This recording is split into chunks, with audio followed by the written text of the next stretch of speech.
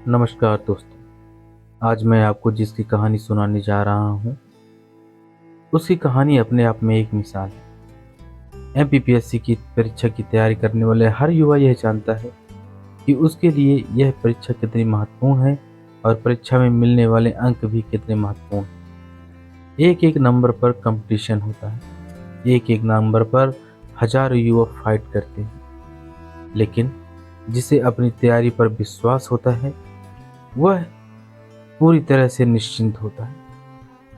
यह कहानी एक ऐसी लड़की की है जिसने एमपीपीएससी 2019 की मुख्य परीक्षा में 90 नंबर के अंक किसी कारण से पूरा नहीं कर पाया, लेकिन इसके बाद भी इनका कॉन्फिडेंस कभी लूज नहीं हुआ, क्योंकि इन्हें अपनी तैयारी पर इतना कॉन्फिडेंस था कि इनका सिलेक्शन होगा ही हो।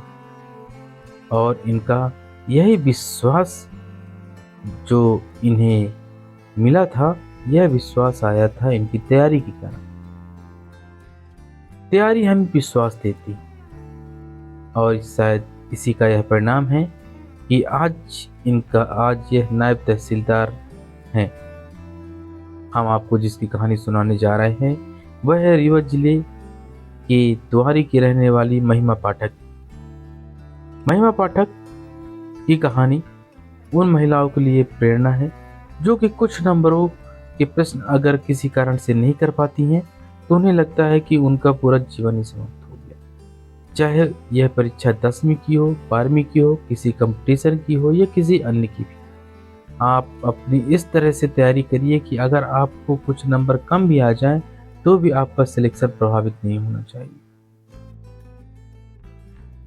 महिमा ने पिछले 3 साल से एमपीपीएससी की तैयारी कर रही हैं। 3 साल पूर्व तक इन्हें प्रशासनिक अधिकारी के बनने के बारे में इन्होंने सोचा भी नहीं। इन्हें यह भी नहीं पता थी कि एमपीपीएससी होता क्या है, लेकिन कहते हैं कि नियति जिसे जहां पहुंचाना चाहती है वहां पहुंचा ही देती है। इनके साथ भी कुछ ऐसा ही हुआ। जब यह ग्रेजुएशन कर रही थी और अंतिम वर्ष में थी, तभी इनके मामा का चयन एमपीपीएससी के माध्यम से प्रशासनिक अधिकारी के पद पर हुआ। तब इन्हें भी एमपीपीएससी के बारे में पहली बार पता चला, लेकिन तब भी इनका मन प्रशासनिक अधिकारी बनने की तरफ नहीं हुआ। इनका जो मन प्रशासनिक अधिकारी बनने की तरफ हुआ, उसका मुख्य कारण था मैथ। बहुत से युवा ऐसे हैं जो कि मैथ से डरते हैं। शायद मैथ सभी के पसंदीदा विषय नहीं होती है, इनका भी यही था।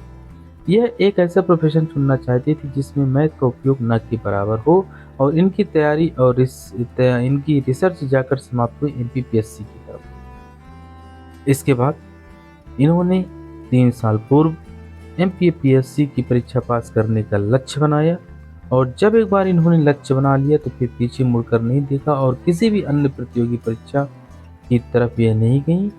तो केवल और केवल इन्होंने एमपीपीएससी की तैयारी की, और इसी का यह परिणाम है कि आज यह नायब तहसीलदार के पद पर है।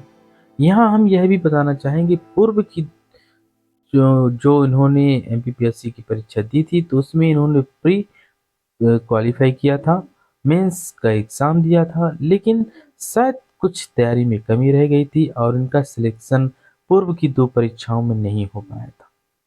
लेकिन इसके बाद भी इन्होंने हार नहीं मानी और निरंतर प्रयास करती रहीं, और इन्होंने अपने मनचाहे लक्ष्य को हासिल कर ही लिया। महिमा ने हमें अपने साक्षात्कार में यह भी बताया कि काम वही करें जिसे करने में मन लगता हो। अगर आप वह काम करेंगी जिसे आप नहीं करना चाहती, लेकिन किसी दबाव या लोगों को दिखाने के लिए आप वह काम करेंगी, तो आपके सफल होने की गुंजाइश 0.01%, 99% आप उसमें सफल नहीं हो पाएंगे। इसलिए काम हमेशा वही करना चाहिए जिसे आप बिना थके घंटों तक कर सकते हैं।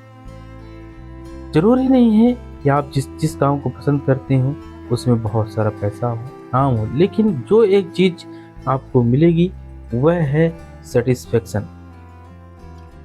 इसलिए आप अपने हमेशा मनपसंद काम को ही करिए। अगर आप ऐसे काम को चुनेंगे जिसे आप पसंद नहीं करते हैं तो केवल आप अपना समय और धन ही नष्ट करेंगे।